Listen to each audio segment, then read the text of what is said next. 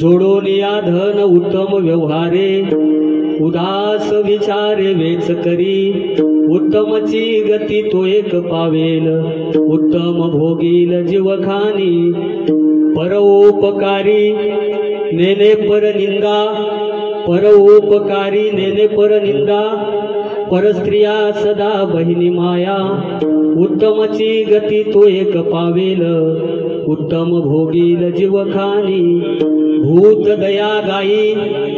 भूत दया गाई पशुचे पालन तानेल्या जीवन वना माझी उत्तमची गती तो एक पावेल उत्तम भोगील जीवखानी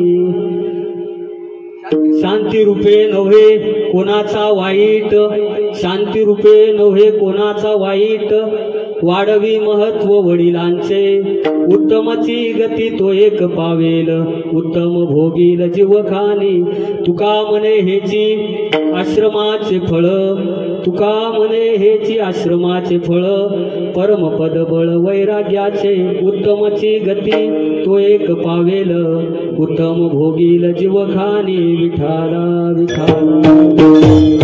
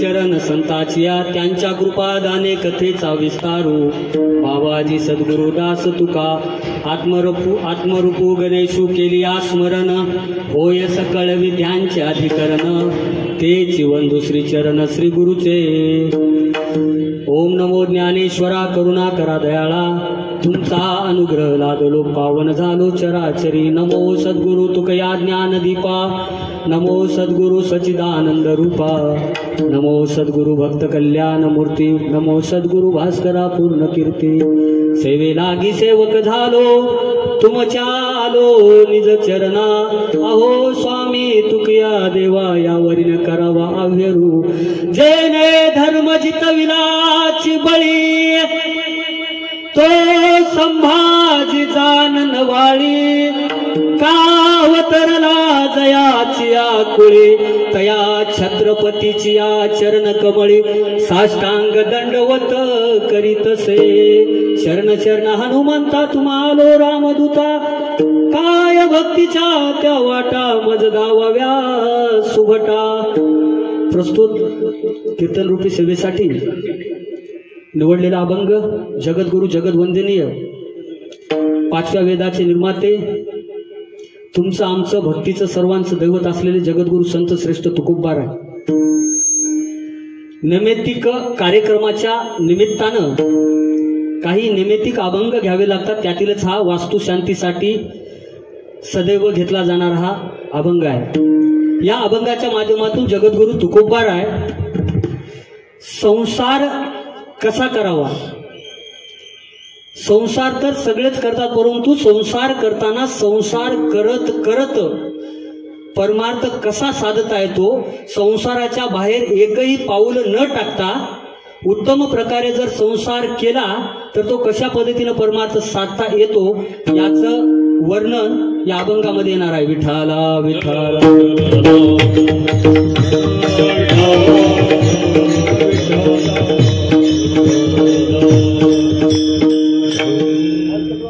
वास्तु शांती आपल्या गावातील श्रीमती कौशल्याबाई ज्ञानोबाराव पावडे व त्यांच्या परिवाराच्या वतीने आयोजित हा वास्तुशांती सोहळ्यानिमित्त हरिकीर्तनाचा कार्यक्रम त्यांच्या परिवारातील श्री बालासाहेब ज्ञानोबारावजी पावडे गोविंदराव ज्ञानोबारावजी पावडे बापूरावजी नारायणराव पावडे श्यामराव नारायणरावजी पावडे अर्जुनराव नारायणरावजी पावडे तुकाराम भगवानराव पावडे माधव नारायणराव पावडे भुजंग ज्ञानोबाराव पावडे ॲडव्होकेट रामभाऊ ज्ञानोबाराव पावडे किशन भगवानराव पावडे विजय भगवानराव पावडे शिवाजी भगवानराव पावडे लक्ष्मण ज्ञानोबाराव पावडे आणि निवृत्ती बालासाहेब पावडे व संपूर्ण परिवाराच्या वतीने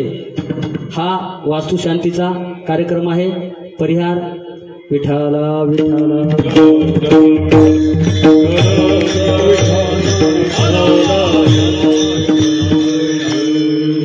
वास्तुशांती का करावी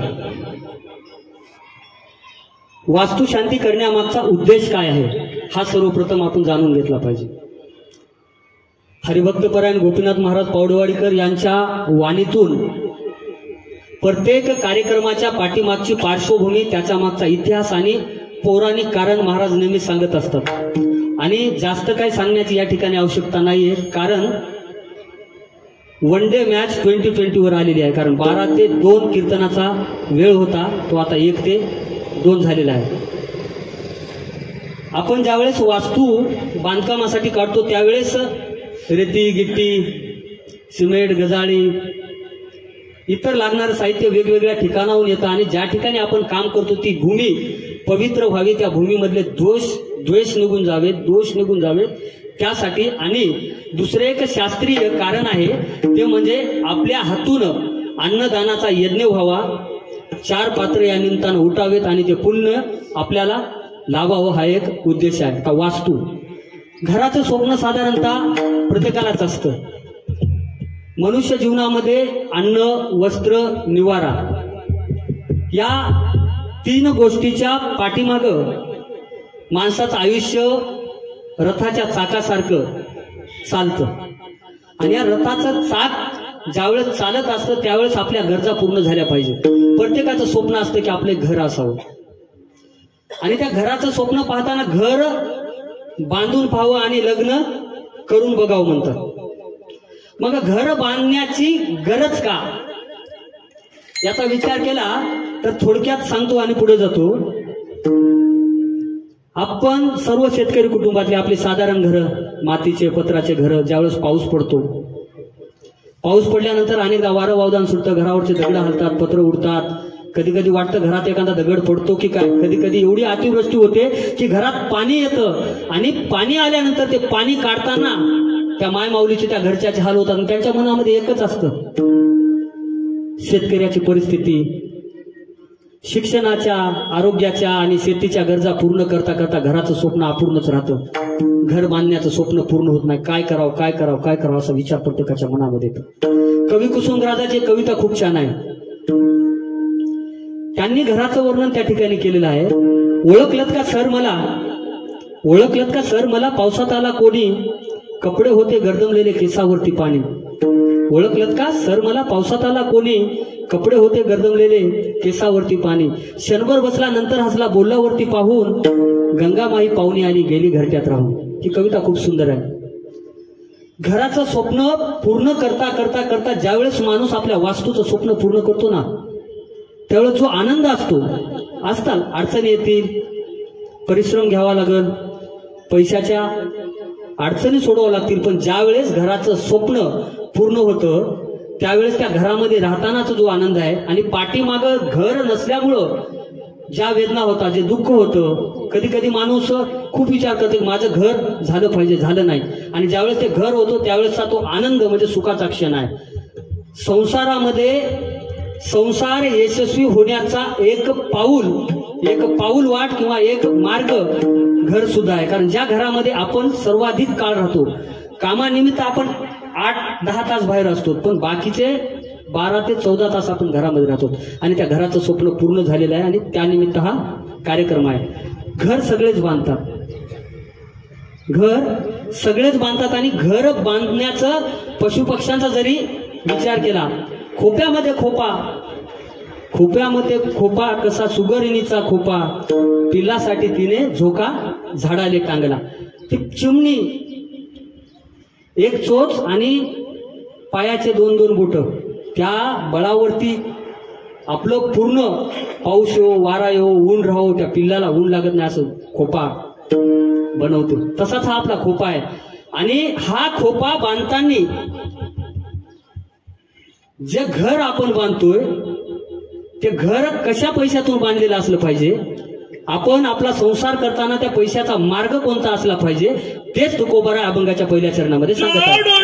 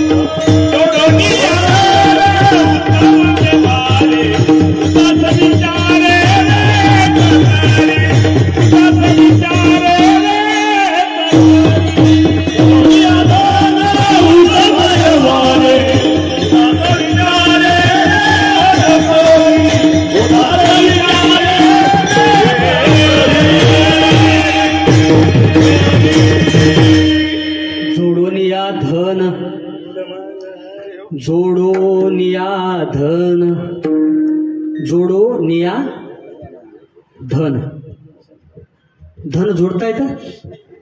धन जोडलेलेच ही माणसं माझ्यासमोर बसलेले आहेत. आमच्या पिढीच्या धन जोडण्याचा प्रकार आणि तुमच्या पिढीच्या धन जोडण्याचा प्रकार, तुम्ही जे जोडलेलं धन आहे ते कष्टातून, परिश्रमातून, इमानदारीनं आणि घाम गाळून जोडलेलं धन आहे. शेतामध्ये पीक पिकवून, पीक बाजारात नेऊन विक्री करून पाठीमागे टाकलेला पैसा असेल, किंवा जमिनीत सांभाळून, पिढ्यानपिढ्या आलेल्या जमिनी सांभाळून, जमिनी वाढवून पुढच्या पिढीला जमिनी रूपीचं धन सांभाळून ठेवलेले तुम्ही आहात. मग उत्तम व्यवहारातून आलेलं तुमचं धन आणि आमच्याही पिढीमध्ये उत्तम व्यवहारातून धन येतं नाही असं नाही. आता उत्तम धन कोणतं, मध्यम धन कोणतं आणि कनिष्ठ धन कोणतं हे पाहावं लागलं. तर धन जोडायचं तर आज काळाची गरज अशी की धन जोडणं हे खूप गरजेचं आहे. आणि तुकोबरा नेमकं तेच सांगतात की जोडून या धन उत्तम व्यवहार उत्तम असला पाहिजे. कोणाची फसवणूक करून, कोणाला लुटून, कोणाची चोरी करून, कोण्या ठिकाणी दरोडा टाकून किंवा एखाद्याची दिशा भूल करून हडपलेलं, लुबाडलेलं धन हे उत्तम नाही, ते अधम धन आहे. आणि ते धन, तुमच्याकडे पैसा असेल,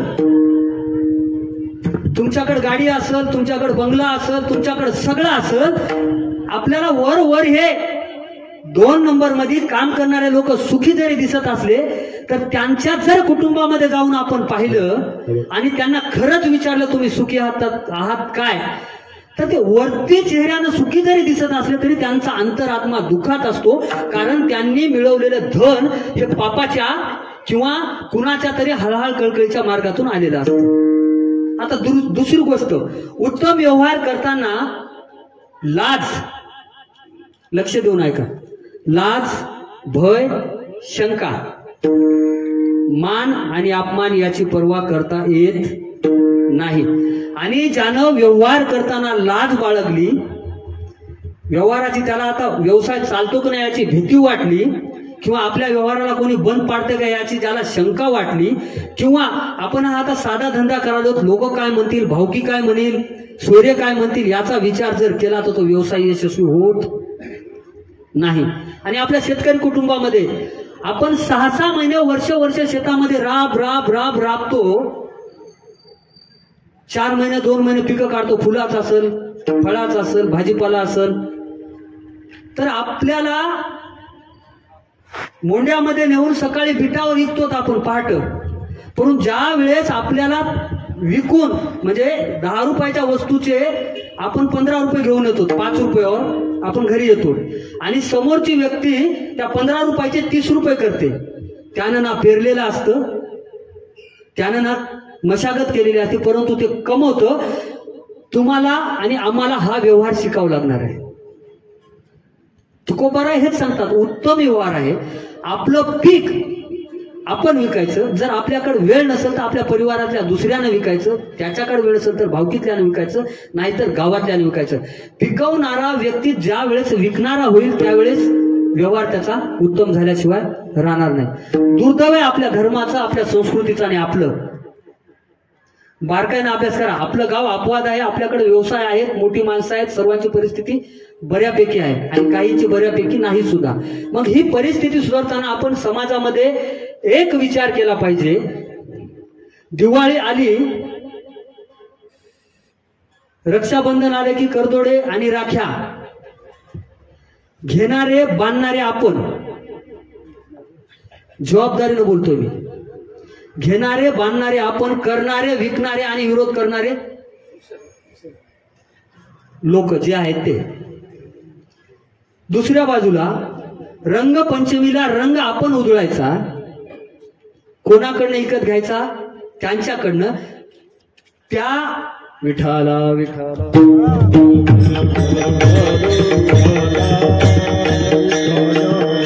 तोच रंग ज्या हाताने घेऊन ते पुडीमध्ये बांधून आपल्याला विकतात, तोच रंग धुळीवंदनाच्या दिवशी अंगावर पडला तर तो विरोध झाला.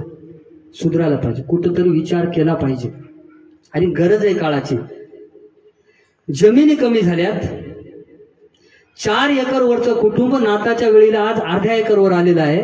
या गोष्टीचा विचार करायला पाहिजे. कारण तुकोबरायाचा हा अभंगच सांगतो की उत्तम व्यवहार कोणत्या प्रकारे आपण केला पाहिजे. त्यामुळं या ठिकाणी उपस्थित असलेल्या तरुणांना, पालकांना, माता भगिनींना माझी विनंती आहे की तुमच्या मुलाला कोणताही धंदा करू द्या, कोणताही व्यवसाय करू द्या, तो फक्त 3 गोष्टी सोडून, चोरी, लबाडी आणि इमानदारीने कोणताही व्यवसाय करू द्या, कोणत्याही व्यवसायामध्ये नुकसान नाही. दुर्दैवाची गोष्ट आहे, पिकवणारे आत्महत्या करायलेत आणि विकणारे शहरामध्ये बंगले बांधायलेत. कधी विचार करणार आहोत आपण? त्यांच्या कुटुंबामधले 10-10 लेकरं जगू शकतात, त्यांच्या मुलांचे 10-10 मुलांचे लग्न होऊ शकतात आणि तुमच्या 2-2 मुलाचे लग्न होत नाहीत. याचं कारण एकच आहे की तुमचे आणि आमचे मुलं काम करत नाहीत, काम करायला लाजतात. आणि काळ बदललेला आहे, अर्थाविना अर्थशून्य. एखाद्या ग्रंथाचा अर्थ समजला तर त्या ग्रंथाला महत्व आहे आणि आपल्याला महत्व आहे. आणि अर्थाविना अर्थशून्य म्हणजे अर्थ म्हणजे पैसा, आणि ज्याच्याकडे पैसा नाही त्याला काही महत्व नाही. तुकोबाराला एक सद्ग्रस्त म्हणले की महाराज तुम्ही जोडून या धन उत्तम व्यवहार सांगताय आणि तुमच्याकडे धन कोणते? महाराज म्हणले माझ्याकडे परमार्थ हे महाधन, जोडी देवाचे चरण, किंवा आम्हा घरी धन शब्दाची चरत नाही, शब्दाचीच शस्त्रे यत्न करू, शब्दाची आमुच्या जीवाचे जीवन, शब्द वाटू धन जन लोका. तुकोबारायाकडे असलेल्या शब्दधनाच्या माध्यमातून जगद्गुरु तुकोबाराय आपल्याला जोडून या धन उत्तम व्यवहारे, कोणत्या मार्गाने? उत्तम व्यवहारे, जोडून या धन उत्तम व्यवहारे, उदास विचारे वेच करी. उदास म्हणजे काय? नाराज होऊन शब्दाला अर्थार्थी समानार्थी अर्थ न घेता त्या अर्थाचा पर्यार्थ, अर्थामागचा अर्थ जर पाहिला तर उदार म्हणजे, उदास म्हणजे मोकळ्या मनानं. जर 1 रुपया 10 पैसे जर आपल्या जवळ असतील, 60 पैशाची गरज आपल्याला आहे आणि 50 पैसे जर शिल्लक राहत असतील तर पुन्हा 40 पैसे तुमच्या व्यवहारामध्ये जपून ठेवा. उत्तम व्यवहार तुमचा व्हावा म्हणून ते 40 पैसे जपून ठेवा. आणि वरचे जे 10 पैसे आहेत ते समाजासाठी, परमार्थासाठी, गरजूसाठी खर्च केले पाहिजे. तुकोबारा सांगतात उत्तम व्यवहारे वेच करी. म्हणजे हा व्यवहार करताना घरी आलेल्या याचकाला, घरी आलेल्या भिक्षुकाला दान धर्म करणं हे या ठिकाणी तुकोबारांना अभिप्रेत आहे. जोडून या धन उत्तम व्यवहारे, उदास विचार वेच करी, उत्तमची गती तो एक पावेल, उत्तम भोगील जीव खाणे विठाला.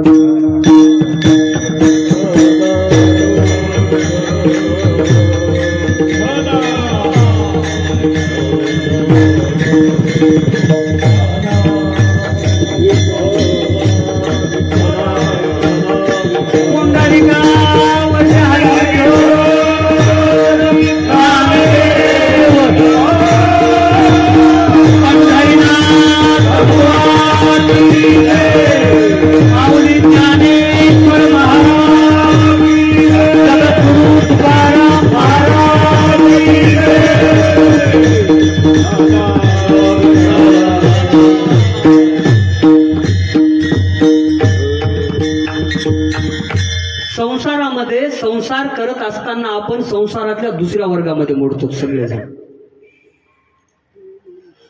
ब्रह्मचर्य आश्रम, गृहस्थाश्रम, संन्यास आश्रम आणि वानप्रस्थ आश्रम. गृहस्थ आश्रम आहे म्हणून ब्रह्मचर्य आश्रम सुरू आहे, गृहस्थाश्रम आहे म्हणून संन्यास आश्रम आहे, आणि गृहस्थ आश्रम आहे म्हणून वानप्रस्थ आश्रमाची देखरेख म्हणा त्यांच्यासाठी. कारण गृहस्थ आश्रमाशिवाय तिन्ही आश्रम अशक्य आहेत. संसारी लोक काम करताना प्रपंचामधून परमार्थ साधतात. गृहस्थ आश्रमाच्या जीवावर दारामध्ये अलग निरंजन म्हणून येणारा साधू असेल, गोसावी असेल, जंगम असेल, महात्मा असेल, जो कोणी भिक्षुक असेल त्याला घरातलं धान्य, अन्न विथ जे काही घडल वस्त्र असेल तर त्याला देऊन त्याला जगण्याचं काम गृहस्थ आश्रमी लोक करतात।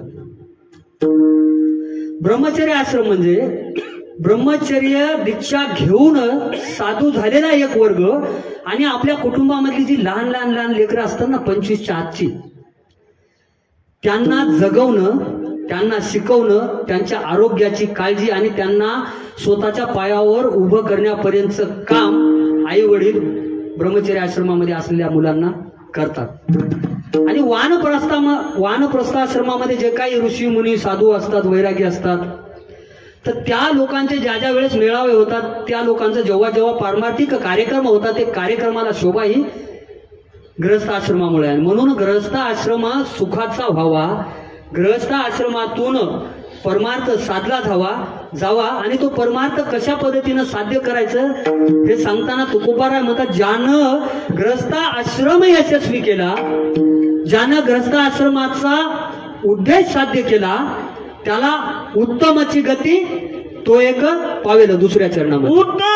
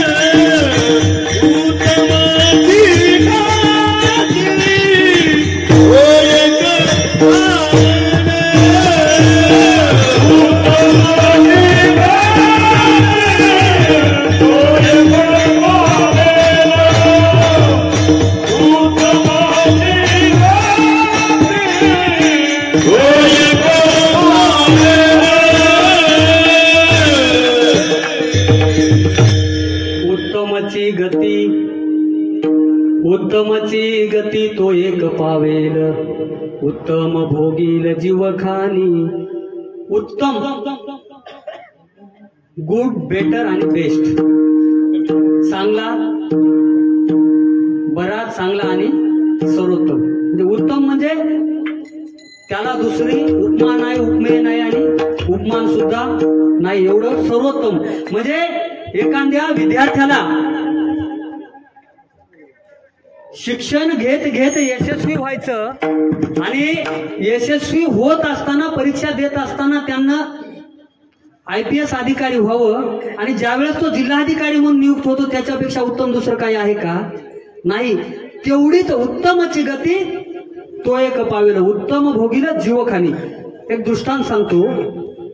धन 3 प्रकारामध्ये आहे.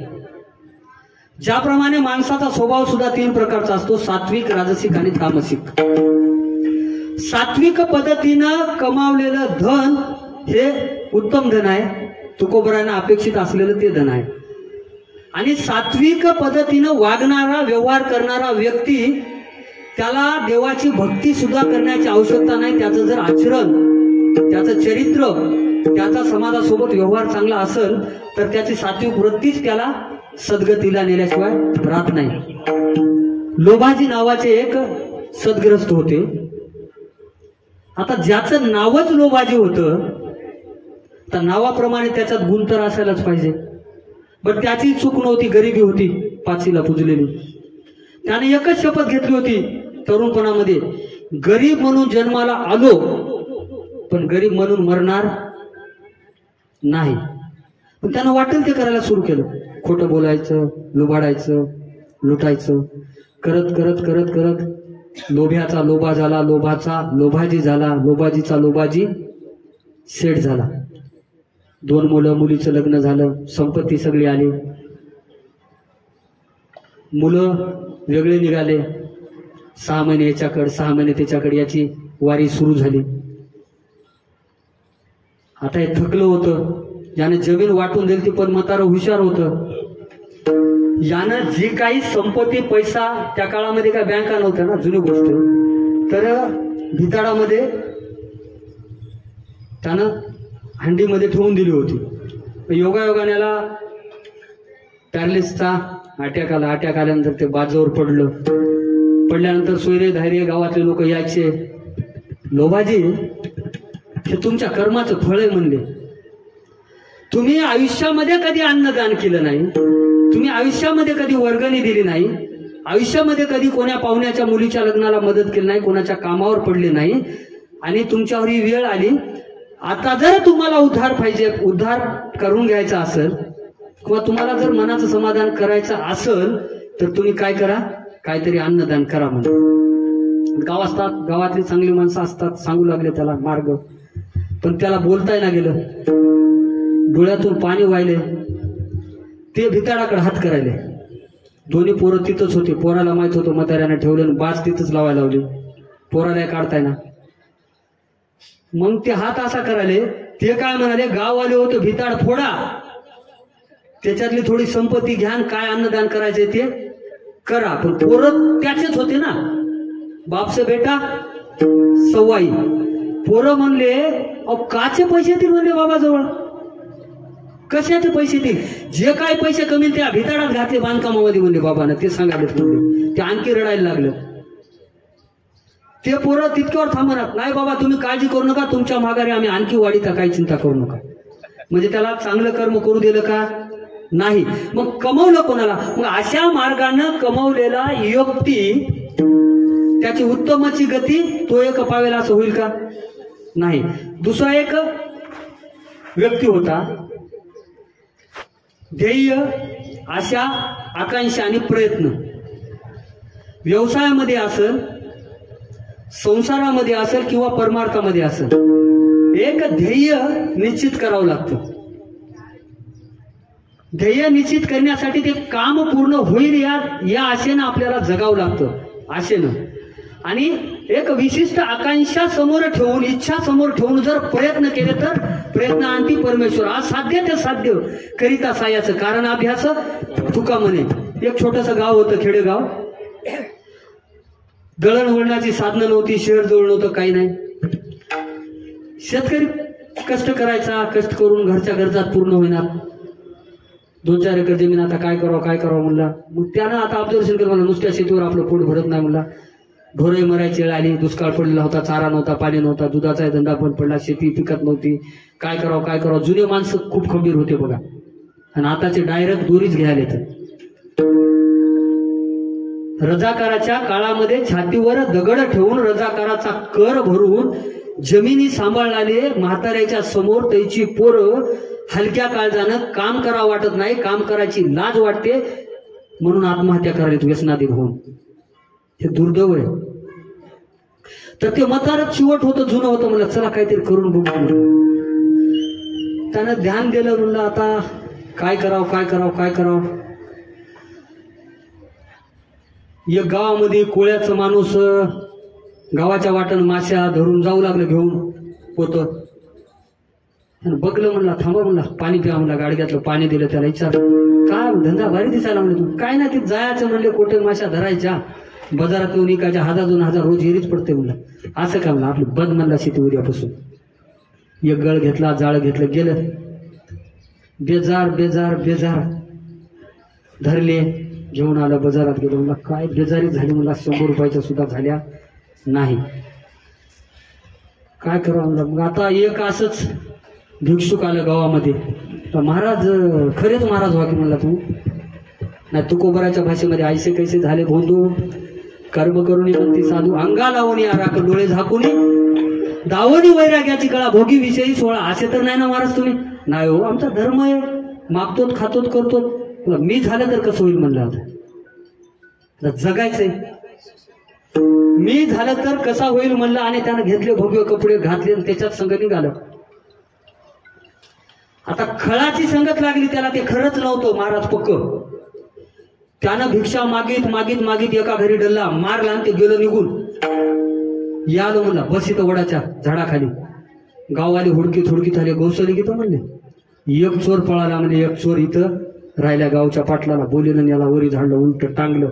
मग दोष काय आहे म्हणला, काय चूक काय केली. खेत में गया तो लांगा झुंगा, मछली पकड्या तो झिंगा झुंगा, और महाराज बना तो उलटा टांगा. विठाला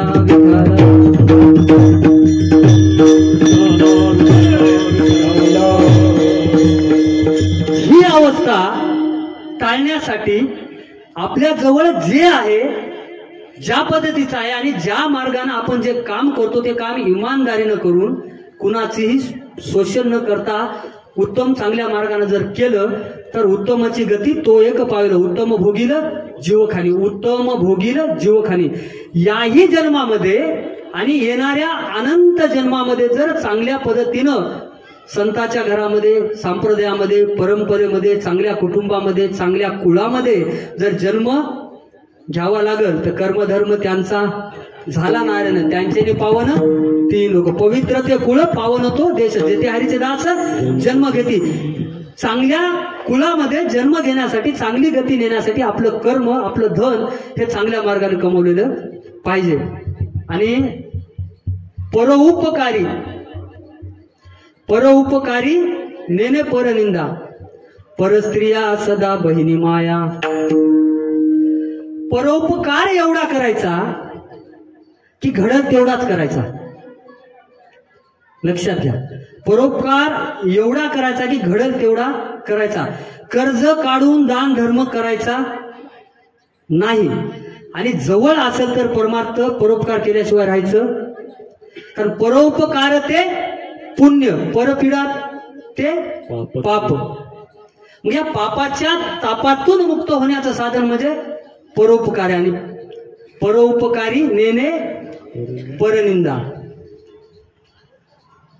कुणाचा द्वेष, कुणाचा मत्सर आयुष्यात माणसांना नाही केला पाहिजे.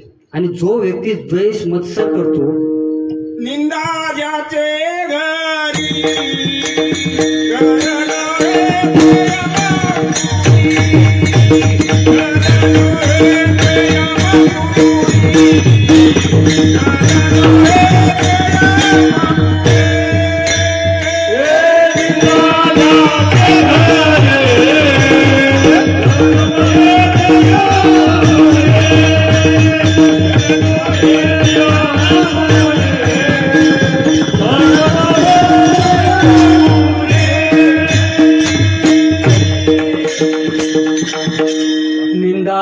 ज्याचे घरी निंदा ज्याचे घरी घर नव्हे ते यमपुरी. ज्याच्या घरामध्ये निंदा नालस्ती केली जाते, ज्याच्या घरामध्ये सतत कर्कश असते, ज्याच्या घरचे लोक सतत इतरांना त्रास देतात, निंदा करतात, छळतात, पीडतात, त्यांचं ते घर नाहीच. भौतिकदृष्ट्या ते घर जरी दिसत असलं तरी आत्मिक दृष्ट्या त्या घराचा विचार केला तर ते घर म्हणजे यमपुरी आहे. यमपुरी म्हणजे नरक असलेलं नरकवास. एक नरकाचंच, त्याला दुसरं या ठिकाणी उपमान किंवा उपमय देता येणार नाही. तुकोबाराय म्हणतात की निंदकाचे घर असावे शेजारी. निंदकाचे घर शेजारी असावं, पण तुम्ही निंदा करू नये. आणि शेजाऱ्यासारखी तुम्हाला जर निंदा करायची सवय लागली मग तुमच्यात आणि त्याच्यात काय फरक. निंदकाचं घर का शेजारी राहावं या सांगण्याचा तात्पर्य एकच की निंदा जर कोणी आपलं केली तर आपल्या ज्या काही चुका आहेत, जे काही आपल्या हातून व्यर्थ वावगं घडलं ते आपल्या हातून घडू नये ते कळावं म्हणून निंदकाचे घर असावे शेजारी. परस्त्रिया सदा बहिणी माया, हे वाक्य ध्यानात ठेवा. आयुष्यभर काहीही नाही केलं तरी चालेल, आयुष्यामध्ये तुम्ही काहीही एकही काम चांगलं केलं नाही तरी चालेल, पण परस्त्रीला, प्रत्येक स्त्रीला आपल्या आईच्या, आपल्या बहिणीच्या, मुलीच्या जागी बघायला शिकलं पाहिजे. खरं सांगू का, हा जो संसार आहे ना, फक्त या माय माऊल्याच्या बळावर, या माय माऊल्याच्या आशीर्वादावर आणि या माय माऊलीच्या कष्टावर उभा आहे.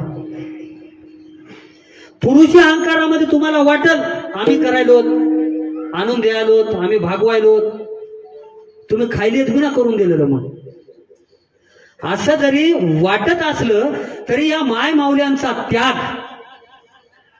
तुकोबाराय सांगता किती आहे. लेकुराचे हित वाहे माऊलीचे चित्त, आईशी कळवळ्याची जाती करीला भाविन प्रीती. पोटी भार वाहे त्याचे सर्वस्व आहे, आईशी कळवळ्याची जाती करीला भाविन प्रीती. बाकीच्या जगाच्या पाठीवर एक तुमच्याकडून काम व्हावं, तुमच्याकडून काही मिळावं म्हणून तुमची सेवा करतील. बाप सुद्धा पोराला घडवत असताना या पोरानं आपल्या म्हातारपणाचा आधार व्हावं, आपला व्यवसाय, उद्योग, शेती चांगल्या प्रकारे सांभाळावी म्हणून बाप एक अपेक्षा ठेवून मुलं घडवतो. परंतु त्याच घरातली ती माय माऊली पोटी भार वाहे त्याचे सर्व सोयीस आहे. आपल्या मुलाला घडवण्यासाठी या माता माऊल्या जे कष्ट करतात तेवढे कष्ट या जगाच्या पाठीवर दुसरं कोणीच करत नाही. माणसानं एक जन्म घ्यावा, माणसानं 7 जन्म घ्यावेत. लक्षात घ्या, माणसानं 7 जन्मामध्ये जरी आपल्या आईची सेवा केली तरी आईच्या एका जन्माची बरोबरी आपण नाही करू शकत. आपल्या आईनं आपल्यासाठी ज्या वेदना सहन केल्या, जो त्रास सहन केला, जे काही कष्ट खाल्ले, त्या कष्टाचा तिच्या एक जन्मातले उपकार आपण 7 जन्मात सुद्धा फेडू शकत नाहीत. एवढे उपकार आहेत. संतांनी सुद्धा अगोदर माय आणि नंतर बाप म्हणले. तुम्ही संत माय बाप कृपा, तुम्ही संत माय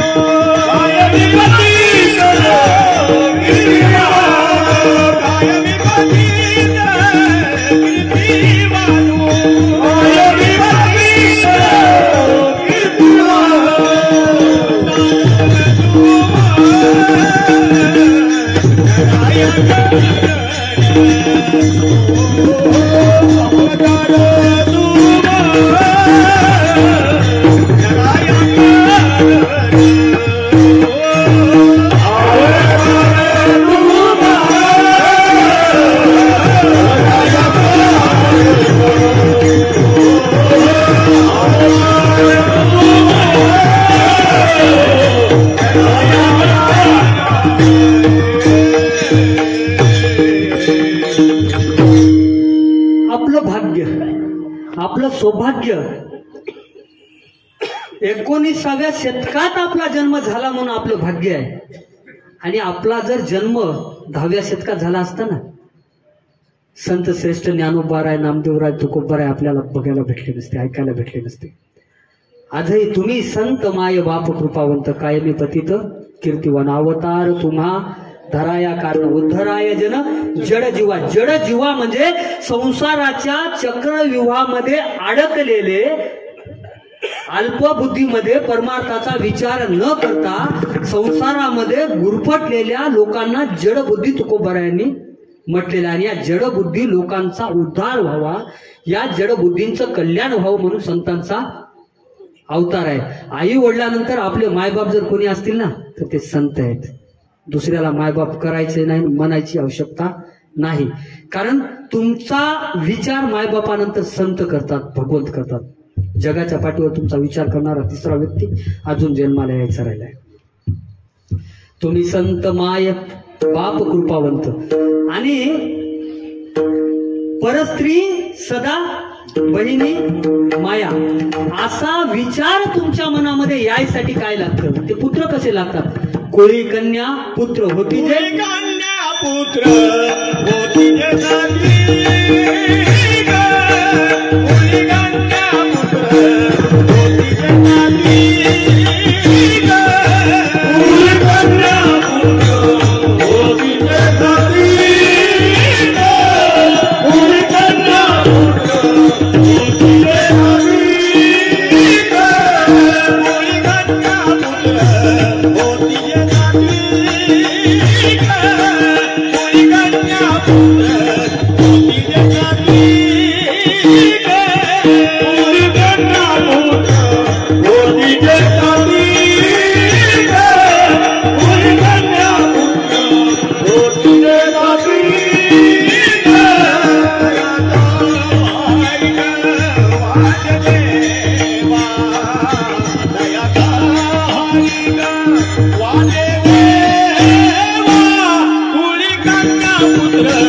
होती जे झाली,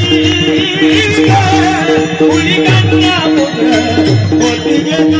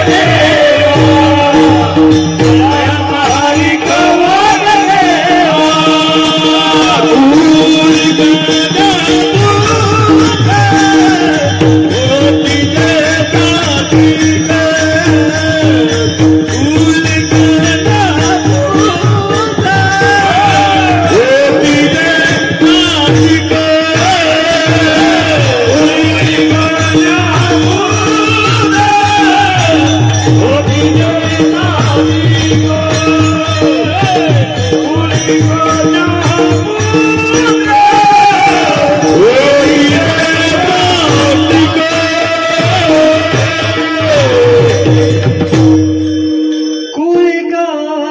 पुत्र होती जे सात्विक तयाचा हारिक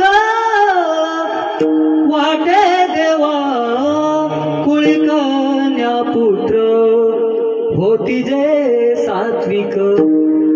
आपल्या कुळामध्ये सात्विक मुलं जन्माला यावी, आपल्या कुळामध्ये सात्विक मुली जन्माला याव्यात आणि आपल्या कुळाचा उद्धार व्हावा असा जर वाटत असेल तर या ठिकाणी उपस्थित मायबाप दोघांनाही एक विनंती आहे, अगोदर आपल्याला सात्विक व्हावं लागेल. एक वडील जे करीती, एक वडील जे करीती तया नाम धर्म ठेविती येर तेही आचरती सामान्य सकळ. जे वडिलांनी केलं ते मुलं करतात, जे आईने केलं ते मुलं करतात. त्याच्यामुळं आजपासून थोडी टीव्ही कमी बघायची,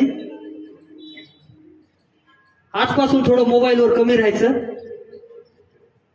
आजपासून लेकराच्या देखत पुड्या खायच्या नाही, तंबाखू खायच्या नाही, दारू आपण समोर पितच नाही, पिऊन आल्यानं कळते फक्त, नाहीतर उतरोस तर घरीच यायचं नाही. जमते का बघा.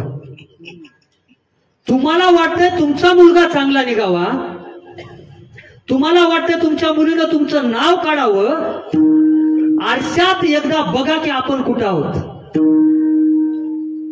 आणि आरशात बघून जर आपल्याला आपला चेहरा स्वच्छ दिसला, निर्मळ दिसला, सात्विक दिसला तर तुम्ही लिहून ठेवा, तुमचे मुलं सुद्धा सात्विक निघाल्याशिवाय राहणार नाही. तुकोबारायांचा शब्द आहे, कुळी कन्या पुत्र होती जे सात्विक तयाचा हरिक वाटे देवा. मग असा हरिक वाटवायचा असेल तर, आणि जे सात्विक असतात ते कुणावरच वाईट नजर ठेवत नाहीत, त्यांच्यामध्ये सत्यता येते, अहिंसा येते, प्रेम येते आणि माणुसकी येते. आणि ज्याच्याकडं माणुसकी आली त्यानं जग जिंकलं, ज्याच्याकडं माणुसकी आली त्यानं शत्रू जिंकला, ज्याच्याकडं माणुसकी आली त्यानं मित्रांना सुद्धा आपल्या ताब्यात ठेवतो. आणि अशी माणुसकी जर आणायची असेल तर आपल्याला संतांचे विचार, संतांचे चरित्र, तुकोबारायांच्या आयुष्यामधला एक प्रसंग सांगतो. नामदेवरायांनी स्वप्नामध्ये अनुग्रह केल्यानंतर अभंग रचनेला तुकोबारायांनी सुरुवात केली. बाबाजींनी रामकृष्ण हरी मंत्र दिल्यानंतर तुकोबारायांनी अभंग रचना, चिंतन, भजन, मनन, कीर्तन करण्यास सुरुवात केली. भामगड असेल, भंडारा डोंगर असेल आणि गावातले विठ्ठल रुक्माईचं तुकोबारायांच्या पूर्वजांनी बांधलेलं मंदिर असेल त्या ठिकाणी तुकोबारायांची कीर्तन सुरू होते.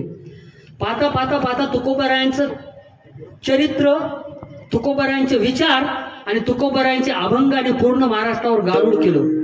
वाऱ्या हाती चाले माप सज्जनाचे, नेमकं शत्रूंना हे पावलं नाही. कट रचले जाऊ लागले. कट ज्या वेळेस चांगला व्यक्ती संपत नाही, ज्या वेळेस चांगला व्यक्ती थांबत नाही, ज्या वेळेस चांगला व्यक्ती दाबून दडपून साम दाम दंड भेद करून ऐकत नाही, त्यावेळेस त्या व्यक्तीच्या चारित्र्याचं हनन केलं जातं, चारित्र्याचं हनन. आणि सज्जन माणसाला काही सण होईल, लक्ष देऊ नये. सज्जन माणसाला काही सण होईल परंतु त्याच्या चारित्र्यावर आलेला डाग, त्याच्या प्रतिष्ठेवर, त्याच्या इज्जतीवर आलेलं बोट त्याला सरवत नाही. मंबाजी भट, लक्ष्मणदास सावकार, डिगू भट आणि दुसऱ्या 3-4 चांडाळ चौकडीनं देऊच्या ठरवलं म्हणजे तुकाराम लय अभंग करायले, वेदा अनंत बोलीला अर्थ तुकाची साधीला म्हणाले, वेदाचा तो अर्थ आमासेची ठवा म्हणाले. पण एवढ्यावर थांबलं ना. विष्णुमय जग वैष्णवांचा धर्म, भेदा भेद बर्म अमंगळ हे सांगताय कसं? सगळे एकच म्हणाले, पुन्हा म्हणाले यारे यारे लहान थोर याती भले त्या नारी नर करावा विचार नलगे. अरे पंचांग बंद पडाली की आपलं? आम्ही दोष काढतो, आम्हीच उपाय करतो, मग दुकान बंद पडाले ना. अर्थकारण जोडून या धन, त्याचं अर्थकारण तुकोबारायामुळे थोडं भोळ्या बाबड्या समाजाला दिशाभूल करून लुटणारे तेव्हाही होते आणि आजही. मग ह्या भोळ्या बाबड्या लोकांना सुधारण्याचं काम जगद्गुरू करायला लागले. त्या तुकारामाचे आता बघूया. तुकोबाराय महाराज भंडारा डोंगर होता ना, भंडारा डोंगरावर गेले होते आणि त्या ठिकाणी चिंतन साधना सुरू होती. गावातल्या एका कळवात नेला म्हणा, वेश्येला म्हणा, डाव टाकला, तिला सांगितलं असं असं बोल. भंडारा डोंगरावरती बाई गेली, सुंदर होती, दिसायला रूपवान होती. महाराजांचं एक प्रमाण आहे, जोवरी नाही पाहिली ललना तोवरी वैराग्य. काय ते तोवरी रे तोवरी वैराग्याच्या गोष्टी, जेव्हा सुंदर वनिता दृष्टी देखील नाही. जोवरी तोवरी वैराग्याच्या गोष्टी, जेव्हा सुंदर वनिता देखील नाही दृष्टी. जोपर्यंत सुंदर स्त्री समोर येत नाही तोपर्यंत माणूस म्हणते आपलं मनच जात नाही. आणि सुंदर स्त्री दिसली त्याचं वैराग्य सहज मातीत जाते, तुकोबाराय सांगतात. परंतु तुकोबाराय होते, ती स्त्री त्या ठिकाणी गेली आणि तुकोबारायनं अंगलट करायला लागली, बोलायला लागली, मी माझं सर्वस्व तुम्हाला देते, माझा अंगीकार करा तुकाराम. तुकोबा माझा अंगीकार करा, मी तुमच्यावर माझं मन जडलंय, तुमच्यावर माझं चित्त जडलंय, मला तुमची दासी व्हायचंय आणि तुमची मला तुमच्या पत्नीच्या पलीकडे सेवा करण्याची इच्छा आहे. तुकोबाराय माझा मला जवळ करा, मला आपलंच करा. काय म्हणले असतील तुकोबाराय? जाई तुम्हाते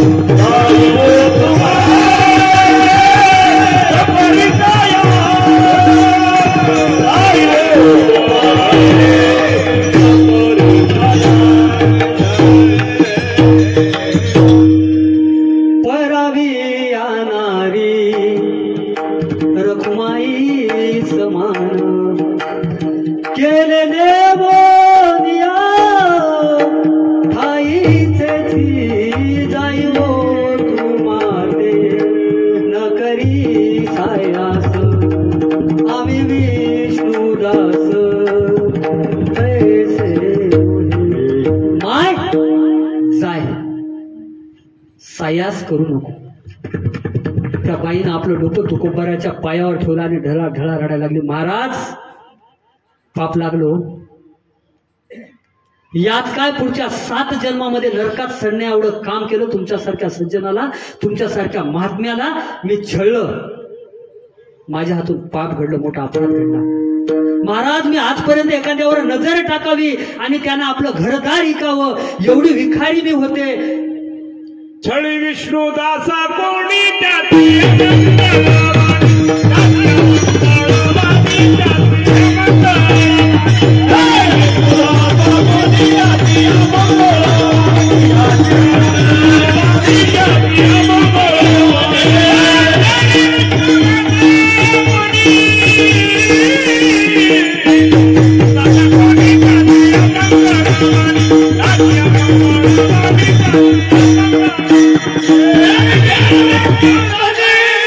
Hey!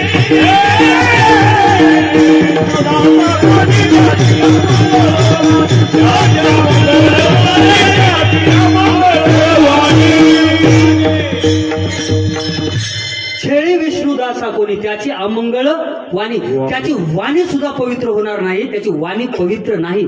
जो साधूचा संतांचा महात्म्याचा छळ कर त्याची अपवित्र वाणी आहे, अमंगळ आहे, त्याच्यात मांगल्य कुठंच राहणार नाही.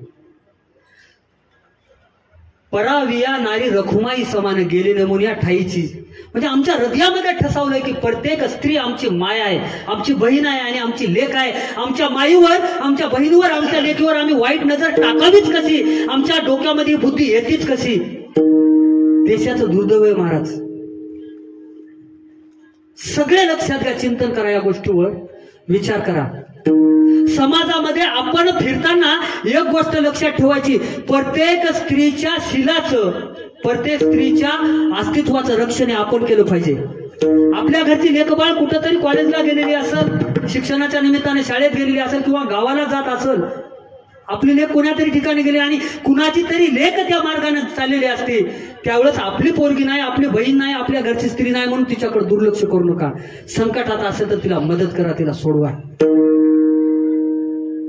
बातम्या जर बघल्या ना, पुण्यामध्ये राजगुरुनगर या ठिकाणी बोलू नये, पण बोलण्याची वेळ, समाज एवढा अधोगतीला गेलाय. 3 वर्षाचं, 4 वर्षाचं, 5 वर्षाचं, 10 वर्षाचं लेकरू समजणार का झालंय सांगू.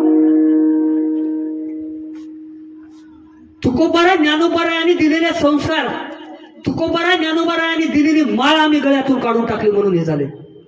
आमच्या गळ्यात माळ नाही, आमच्या मुखात नाम नाही, आमचं आचरण चांगलं झालं नाही. खाऊन ते खायला लागलो, पिऊन ते प्यायला लागलो, वागून तसं वागायला लागलो, लोकांशी दुर्व्यवहार करताना कशा प्रकारे करायला लागलो. पण हे करत असताना आमच्या गोष्ट एक लक्षात येत नाही, ज्या वेळेस आपण दुसऱ्याच्या स्त्रीवर, दुसऱ्याच्या धनावर, दुसऱ्याच्या संपत्तीवर वाईट नजर टाकतो, त्यावेळेस तुमच्या पाठीमागं सुद्धा तुमच्या कुटुंबावर, तुमच्या घरातल्या स्त्रीवर कोणी वाईट नजर टाकू शकतं ना.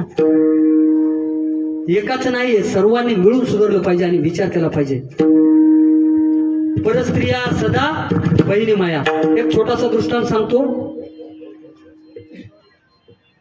शिकागोला धर्म परिषद होती आणि त्या धर्म परिषदेमध्ये श्रीमद भगवद्गीता हा ग्रंथ सर्वात शेवटी खाली ठेवला होता आणि वर वेगवेगळ्या धर्माचे बायबल, कुराण वगैरे सगळे ग्रंथ वर होते आणि भगवद्गीता खाली होती. आणि भव्य वस्त्र धारण केलेला, भगवा फेटा धारण केलेला एक महात्मा सर्वात शेवटी उठला. अभिमानानं सांगतोय, लक्ष देऊ नये का, जगाच्या पाठीवर भाषण सुरू करताना ज्या व्यक्तीनं सुरुवात केलं, उपस्थित बंधू आणि बहिणीनो, हा जो शब्द आहे संत स्वामी विवेकानंदांचा आहे. शिकागोच्या धर्म परिषदेमध्ये भारताच्या हिंदू धर्माचा, सनातन धर्माचा झेंडा विवेकानंदांनी फडकला आणि 5 मिनिटांसाठी दिलेलं व्याख्यान त्यांचं 2 तास झालं. आणि भगवद्गीतेच्या माध्यमातून विवेकानंदांनी या जगाला भारत, भारतीय संस्कृती, भारतीय परंपरा, भारतातलं आचरण, भारतातली शीलता, सहनशीलता, भारताचा इतिहास सांगितला आणि आपला धर्म 7 समुद्रापलीकडे नेला विवेकानंदांनी. आणि त्याच धर्म परिषदेमध्ये एक ब्रिटिश स्त्री सुंदर होती, श्रीमंत घरची होती. कारण ते पाश्चिमात्य देश खूप प्रगत आहेत. प्रगत म्हणण्यापेक्षा त्यांचं ते जगण्याची पद्धतच वेगळी आहे. त्यांच्या त्या पद्धतीनुसार ती माय माऊली जवळ आली आणि विवेकानंदाला म्हणाली, महाराज एक काम आहे माझं, महाराज एक काम आहे माझं, सांग माते म्हणले तिला. सुरुवातीलाच माय म्हणले, माय म्हणू का म्हणले, माझं काम महत्वाचं आहे म्हणले, माझ्यासाठी महत्वाचं आहे.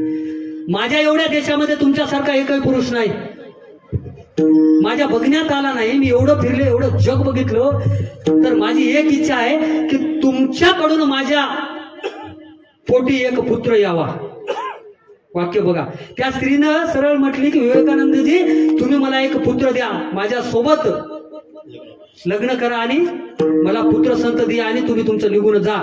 आणि लोकांची इच्छा पूर्ण करणे साधूचं काम आहे. तिथं तो ज्ञान सांगायला लागली. काय म्हणले असतील विवेकानंद, काय शब्द होते. माय रावणाचा बाप ऋषी होता आणि रावण राक्षस निघाला. मी विवेकानंद आहे, महात्मा आहे, साधू आहे, तू म्हणतेस मी साधारण माणूसच आहे. तू जरी मला महात्मा समजत असलीस तर माझा मुलगा माझ्यासारखा निघल कशावरून. आणि ते जर दुष्ट निघालं तर माझ्या कुळीला नरकात घेऊन गेल्याशिवाय राहणार नाही. त्याच्यामुळं काय कर माय, आजपासून तूच माझी माय याला म्हणतात. परस्त्रिया सदा बहिणी माया. तिसऱ्या चरणात तुकोबारा सांगतात तुका म्हणे हे भूतदया. सदया खाली पशु. भूतदया गाई, पशुचे पालन. भूतदया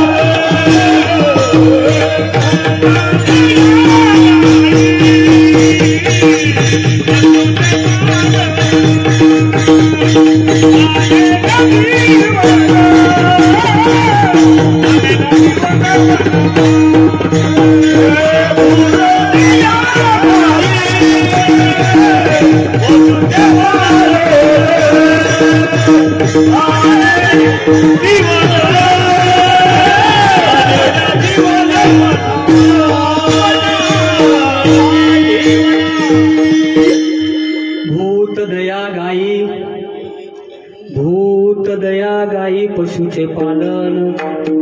तानेल्या जीवन वना माझी, उत्तमची गती तो एक पावेल. उत्तम भोगील जीव खानी. भूत दया. भूत म्हणजे ते भूत नाही, झपाटणारं भूत नाही, आत्म्याचं भूत नाही. भूत म्हणजे जीव. या पृथ्वी तलावर जे जे जीव आहेत त्या त्या जीवावर दया करा, त्या त्या जीवावर उपकार करा. आणि गायी आपल्या धर्माची आणि आपली, ज्या बाळाची आई ते बाळ बाळ्यात असताना मरण पावते ना, ते बाळ बाळ्यात असताना ज्या बाळाची आई मृत्यू पावते त्या बाळाला वाचवण्याचं जगवण्याचं काम गोमाता करते, गाय करते. किती गाय पवित्र आहे. धर्मशास्त्राचा जर विचार केला, पुराणाचा, वेदाचा, संपूर्ण आपल्या ग्रंथाचा जर विचार केला तर 33 कोटी देवांचं वास्तव्य गोमातेमध्ये असतं. आणि ज्या वेळेस या पृथ्वीवर संकट येतं त्यावेळेस गोमातेच्या रूपामध्ये धरती माता सुद्धा भगवान परमात्मा विष्णूच्या, शिवाच्या, ब्रह्माच्या भेटीला जाते. एवढी महत्वाची गाय आहे. गायीचं दूध खरं सांगू काय, जेवढी पवित्रता आईच्या दुधात आहे तेवढीच पवित्रता गायीच्या दुधात आहे. ज्या बाळाला आपल्या आईचं दूध भेटत नाही त्या बाळाला गायीचं दूध चालतं. आणि गायीचं दूध म्हणजे तुमच्या आमच्या कलियुगातल्या पृथ्वीवरच्या लोकांसाठी ते अमृत आहे. अमृत आहे, त्याला दूध म्हणायचंच काम नाही. कारण हे अमृत आपल्याला जगवतं म्हणून त्या गायीचं पालन केलं पाहिजे. भूत दया गायी पशुचे पालन. पशुचे पालन, पशुचे पालन. मागील काळामध्ये गेलं तर काही पशु खूप महत्वाचे आहेत आपल्याला, त्यांचं पालन केलं पाहिजे. शेळ्या असतील, मेंढ्या असतील, घोडे असतील, म्हशी, गाय, बैल. आणि आता एक आधुनिकता आली, समृद्धी आली म्हणून ट्रॅक्टरवर शेती होते, परंतु कोळपण्यासाठी, रासणीसाठी किंवा छोटे छोटे कामं करायसाठी आजही आपल्याला बैल लागतात. आणि त्या बैलाची खुरं, गायीचे खुरं ज्यावेळेस त्या शेतामध्ये पडतात त्यावेळेस त्या शेताला समृद्धी येते. आणि ज्यावेळेस त्यांचं शेण पडतं त्या शेणापासून जो सेंद्रिय खत होतो, हा रासायनिक खत एकीकडे टाकून पाहायचा आणि शेणखत एकीकडे टाकून पाहायचा. कोणत्या अन्नामध्ये चव आहे ते लक्षात येईल तुम्हाला. शेणखतामध्ये पेरलेली गहू ज्वारी खाऊन बघायची, भाजीपाला खाऊन बघायचा, आणि रासायनिक खतामध्ये पेरलेली गहू ज्वारी खाऊन बघायची. तर याच्या रासायनिक खताच्या अन्नधान्यामध्ये कस नाही तर केमिकल शरीरामध्ये चाललंय, आणि शेणखताच्या सेंद्रिय खताच्या अन्नधान्यामधून शरीरामध्ये प्रोटीन यायले, ताकद यायली, जीवनसत्व यायले. हे का? आपले पूर्वज वेडे नव्हते. भूत दया गायी पशुचे पालन तानेल्या जीवन वना माझी. जीवन म्हणजे जर एखाद्याला तहान लागली तर फुकाचे जीवन तरी पाजा. याप्रमाणे एखाद्याची ताण भागवावी, एखाद्याची भूक भागवावी. नवे नवे एखादा जर गरज, एखाद्या अडचणीत असेल, एखाद्याला काही गरज असेल तर त्याची गरज दूर करण्यासाठी आपण काम केलं पाहिजे. आणि ते काम तानेल्या जीवन वना माझी विठाला.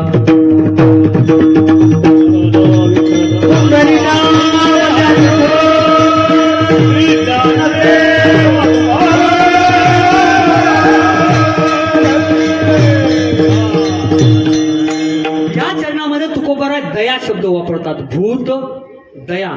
भूत दया शब्दाचा जर विग्रह केला तर दया. दया म्हणजे एखाद्यावर प्रेम करणं, एखाद्याला जीव लावणं, एखाद्यावर उपकार करणं, करुणा करणं. मग दया माणसाच्या अंतःकरणामध्ये असतेच, पण आपण करत नाही. आपल्याला चांगले गुण झाकून ठेवायचे आणि वाईट गुण समोर आणायची. कारण आपल्यामध्ये अहंकार येतो लवकर, आणि अहंकारामुळे आपल्या मनामध्ये असलेले चांगले गुण, सुप्त गुण हे झाकले जातात. दया, क्षमा, शांती, तेथे देवाची वसती. संताकडे बघा, अगोदर दया असते. भूतांची दया. भूतांची दया आहे भागवत. भूतांची दया आहे भागवत. भूतांची दया आहे भागवत. भूतांची दया आहे भागवत. आपुले माता नाही दिली, आपुले माता नाही दिली, आपुले माता नाही दिली. भूतांची दया आहे भागवत. भूतांची दया आहे भागवत. आपुले माता नाही दिली, आपुले माता नाही दिली, आपुले माता नाही दिली, आपुले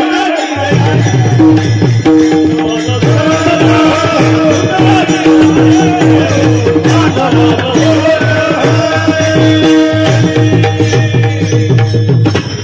भूताची दया ही भांडवल संता. तुम्ही म्हणसाल संताकडे दया, तुम्हाला सांगू का, संतानं जर दया केली ना, प्राणी सुद्धा बोलतात. प्राणी रेड्या मुखी वेद बोलिला, गर्वध्विजाचा हरिला, शांती रूपे प्रगटला ज्ञानोबा माझा. साधकाचा माय बाप क्षणोक्षणा दरुशने हरे ताप. सर्वाभूती सुखरूप ज्ञानोबा माझा. रेड्यावर दया ज्ञानोबाने केली, मस्तकावर त्याच्या हात ठेवला, तो वेद बोलला. एवढी ताकद संतांमध्ये असते. म्हणून भूत दया गायी पशुचे पालन तानेल्या जीवन वना माझी. आपल्याकडे दया असली पाहिजे. एखाद्यानं गुन्हा केला तर त्याला क्षमा करण्याची वृत्ती आपल्यामध्ये असली पाहिजे. आणि आपण एवढं शांत राहिलं पाहिजे. आपल्या डोक्यावर बर्फ आणि तोंडामध्ये साखर असली पाहिजे. एवढी शांत वृत्ती आपली असली पाहिजे. नाथ महाराजा. शांती रूपे डोळे कोणाची बाई, शांती रूपे डोळे कोणाची बाई, शांती रूपे डोळे कोणाची बाई, शांती रूपे डोळे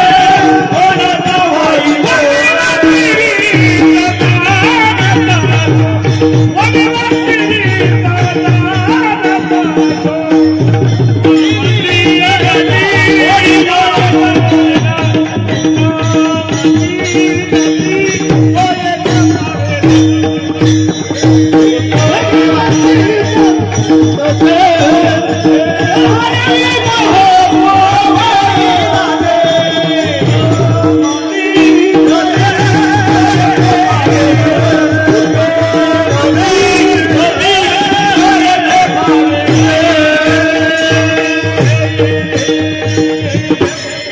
शांती रूपे नोहे, शांती रूपे नोहे कोणाचा वाईट, वाढवी महत्व वडिलांचे. शांती रूपे नव्हे कोणाचा वाईट.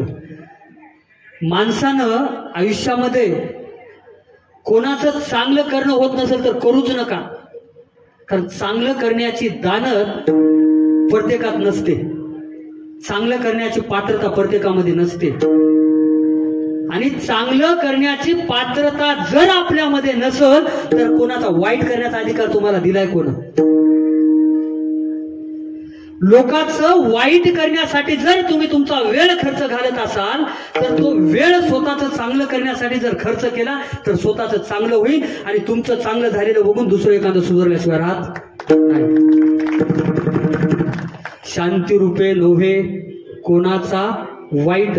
जो व्यक्ती दुसऱ्याचं वाईट चिंतित नाही, जो व्यक्ती दुसऱ्याचा द्वेष करत नाही, जो व्यक्ती दुसऱ्याचा मत्सर करत नाही, कोणाविषयी अपेक्षा ठेवत नाही, त्या व्यक्तीच्या वडिलाची कीर्ती आहे. ती कोणाचं लेकरू आहे? शुद्ध बीजा पोटी फळे रसाळ गोमठी. कारण तुकोबराय सांगतात की ज्याचं बीज शुद्ध आहे, बघा चांगला आंबा लावा चांगले आंबे येतात, खारकाचं गोड बोरीचं झाड लावा गोड बोर येतात, पेरूचं झाड लावा गोड येतात. आणि उगच कुठले बी उकंड्यावर पडलेलं उचलायचं झाड शेतात लावायचं, आजकाल तेच चालू झाले. शुद्ध बीजा पोटी फळे रसाळ गोमटी. आणि ज्याचं बीज म्हणजे काय? दोन्ही अर्थ, त्याचे संस्कार, त्याचे विचार, त्याचं चरित्र, त्याच्या कुटुंबाचं आचरण, याच्यामुळे हे महात्मे घडत असतात, सज्जन घडत असतात, घरामध्ये संस्कार येतात. शांती रूपे नव्हे कोणाचा वाईट, वाढवी महत्व वडिलाचे. त्यांना तुकोबराय काय? त्यांच्या मायबापांना धन्य देतात. आपुलिया हिता जो असे जागता, धन्य माता पिता तयाची. तुम्ही जर चांगलं वागलं, आई वडिलांच्या देखत चांगलं वागलं तर आई वडिलांना सुखच आहे. लोक म्हणतात पा फलाण्याचा मुलगा, फलाण्याची मुलगी, फलाण्याचे लेकरं किती चांगले निघाले. आणि आई वडिलांच्या मरणानंतर यदा कदाचित सुधारण्याची वेळ आली, जर सुधारलं ना, फलाण्याचं पोरगा आता मत झालं, पहिलंच जर असं बापाच्या देखत काय केला. म्हणून वडिलांचं महत्व आपण आपल्या आचरणातून वाढू शकतो. विठाला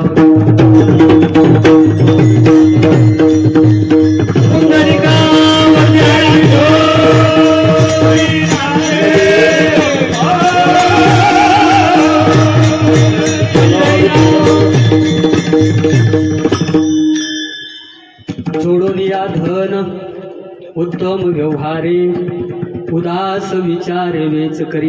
एका चरणाला एका संताचं वर्णन सांगण्याचा प्रयत्न करतो. जोडून या धन उत्तम व्यवहारे, उदास विचारे वेच करी. पैठण निवासी शांती ब्रह्मसंत श्रेष्ठ एकनाथ महाराज नाथ बाबा गडगंज श्रीमंत होते आणि दररोज त्यांच्या घरी भागवत ऐकण्यासाठी, रामायण ऐकण्यासाठी जे श्रोते यायचे ना, त्यांना पुरणपोळीचं जेवण होतं रोज. त्यांचं धन उत्तम होतं आणि धन उदास विचारानं वाटायचं, म्हणजे अन्नदानाच्या माध्यमातून खर्च करायचं काम नाथ महाराज करायचे. आणि सर्व संत एकत्र करावेत, सर्व संतांचं चरित्र एकत्र करावं, सर्व संतांच्या अभंगांना ओयांना एकत्र करावं आणि तुकोबरायांना समोर ठेवावं. तुकोबरायांसारखा संत संसारिक दृष्ट्या, परमार्थिक दृष्ट्या पूर्वी झाला नाही आणि नंतर होणार नाही. कारण तुकोबराय एकमेव असे संत आहेत, उत्तमची गती एक पावेल, उत्तम भोगील जीवखानी. तुकोबरायांनी काळावर विजय मिळवलेला आहे. तुकोबरायांनी काळाच्या डोक्यावर पाय ठेवलेला आहे. तुकाराम तुकाराम नाम घेता कापे, धन्य तुकोबा समर्थ, जेने केला हा पुरुषार्थ. एवढं महात्म्य. परोपकारी नेने पर निंदा, परस्त्रिया सदा बहिणी माया. सर्व संत तुकोबाराय असतील, नामदेवराय असतील. थोडक्यात सांगतो, पत्नीने शपथ घातली म्हणून स्वतःच्या पत्नीकडे सुद्धा पत्नीच्या दृष्टीनं गोरोबा काका बघायचे नाही. स्वस्त्रीला सुद्धा एका शब्दीसाठी खबरदार माझ्या अंगाला हात लावसाल तर पांडुरंगाची शपथ आहे. एका वाक्यासाठी आपला अवघा संसार दहा करणारे गोरोबा काका. परस्त्रिया तर स्वतः सोडा पण स्वतःच्या स्त्रीला सुद्धा आदराचं स्थान देणारे. भूत गया गायी पशुचे पालन तान्हेल्या जीवन वना माझी. नाथ महाराज रामेश्वरून काशीवरून आणलं होतं का पाणी? काशीवरून आणलेलं पाणी गाढवाला पाजून भूतदयेचं उदाहरण जगासमोर मांडतात संत आहेत. आपल्याला जास्त काय करायचंय? संत कृपा झाली इमारत फळ आली ज्ञानदेवे रचिला पाया उभारिले देवालया नामातयाचा किंकर जेने केला हा विस्तार जनार्दन भागवत जनार्दन एकनाथ स्तंभ दिला भागवत ज्ञानदेवे रचिला पाया उभारिले देवालया तुका झाला असे कळस भजन करा सावकाश ज्ञानदेव रचिला पाया उभारिले देवालया. ज्ञानेश्वर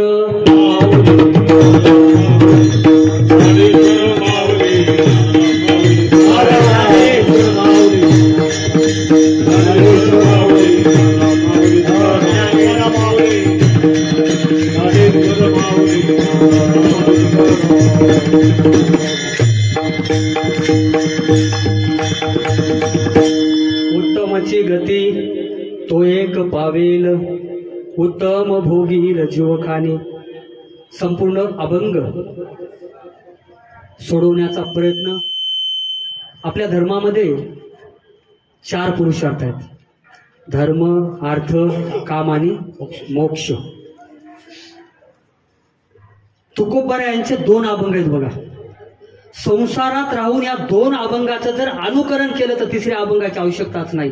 नामसंकीर्तन साधन पै सोपे जळतील पापे जन्मांतरीची न लगती सायास दावे वनांतरा सुखे तो घरा नारायण.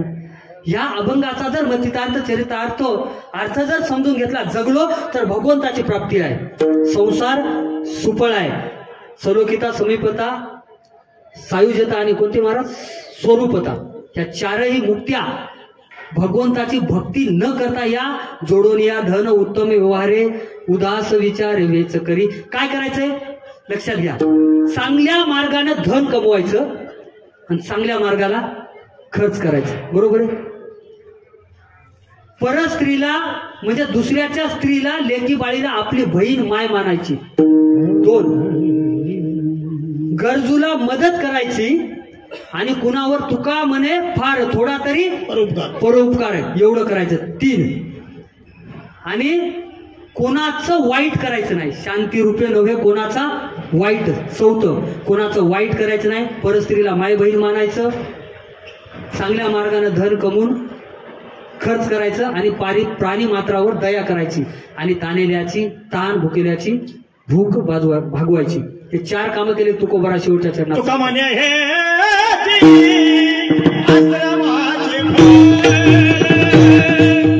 तुका म्हणे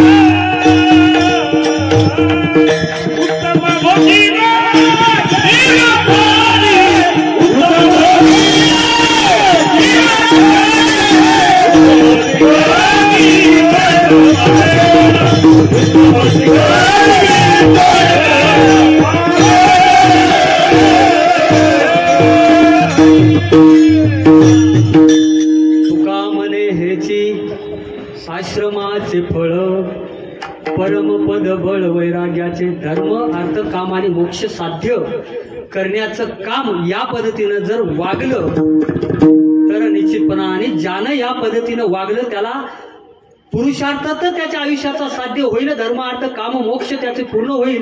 परंतु संतांना जे वैराग्य प्राप्त होतं, महात्म्यांच्या अंगी जी विरक्ती येते, ती विरक्ती संसारात राहून सुद्धा, पुन्हा एकदा सांगतो आणि सेवेला पूर्णविराम देतो, चांगल्या मार्गाने धन कमवायचं, कोणासोबत वाईट वागायचं नाही, इतरावर परोपकार करायचे, दया करायची, आई अडचणीला मदत करायची आणि कोण्याही माता बहिणीवर वाईट नजर ठेवायची नाही. आणि या पद्धतीनं जर आपण जगलो तर आपल्या वडिलांचं नाव होतं आणि वडिलांचं नाव झालं म्हणजे कुळाचा उद्धार होतो आणि कुळाचा उद्धार होणं म्हणजेच आश्रमाचं फळ साध्य करणं होय. आणि तुमच्यात वैराग्य आलं म्हणजे तुम्हाला मोक्ष मिळाला, या मानव जन्माला आलेल्याचं तुमचं सार्थक होईल असं सांगतो. तुकोबराचं भजन करा. तुकाराम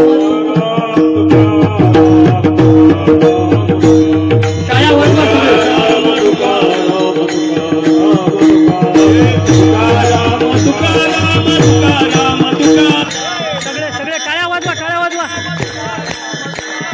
तुकाराम तुकाराम तुकाराम तुकाराम तुकाराम तुकाराम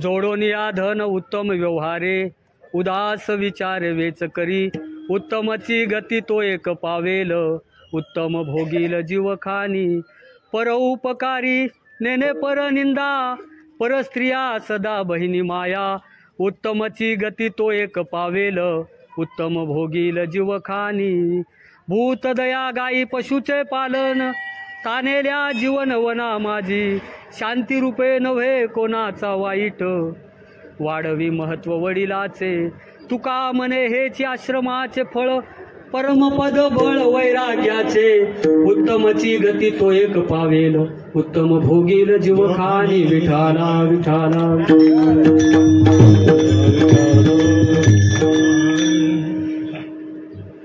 आबाच्या भुजंग ज्ञानोबाराव पावडे व त्यांच्या परिवाराच्या वास्तुशांतीनिमित्त अत्यंत सुंदर असं नियोजन, साऊंड सिस्टीम कोटतीतकर या ठिकाणी उपस्थित, लोंढे मामा, कुलकर्णी मामा, गायनाचार्य रमेशराव पावडे काका, रंजन भाऊ पावडे, बाबुराव काका पावडे, सोपान मामा शिंदे, उपस्थित नारायण दादा, रामराव काका, गोविंद बाबा, पावडेवाडीचे उपसरपंच हरिभाऊ पावडे,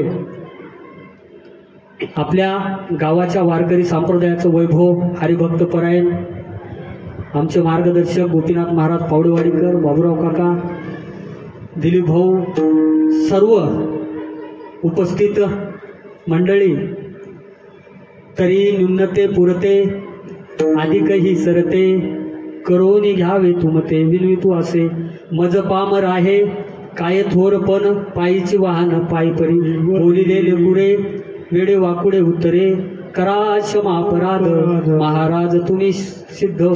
माझ्या अल्पबुद्धीला, माझ्या विचाराला जे काही जमलं, जे काही चांगलं झालं ते ग्रहण करा, जे काही शब्द चुकून गेले असतील, आवडले नसतील ते माझे मला परत करा. पायाच्या प्रसादे परी पायाच्या प्रसादे काही बोलिलो विनोदे, मज क्षमा करणे संती नवे अंगभूत युक्ती. जगद्गुरु संत श्रेष्ठ तुकोबाराय, संत श्रेष्ठ ज्ञानेश्वर माऊली, माझे गुरुवर्य मारुती महाराज दस्तापूरकर आणि आपण सर्वांच्या प्रेमानं बळानं, आपल्या माता माऊली उपस्थित सर्वांच्या आशीर्वादाने जे काही बोलता आलं ते बोलण्याचा प्रयत्न केला. झालेली सेवा मारुतीरायांच्या चरणी समर्पित करतो आणि विराम घेतो. जय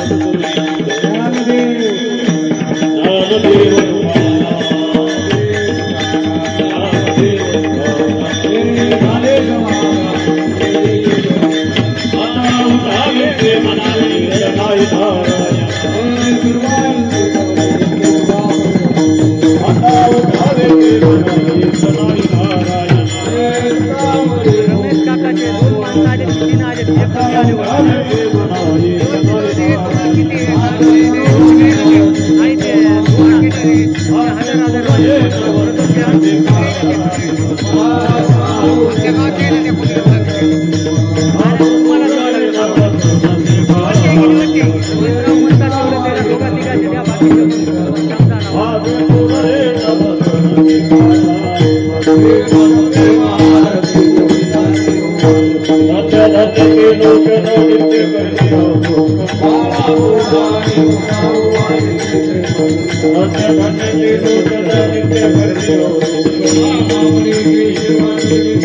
धन्य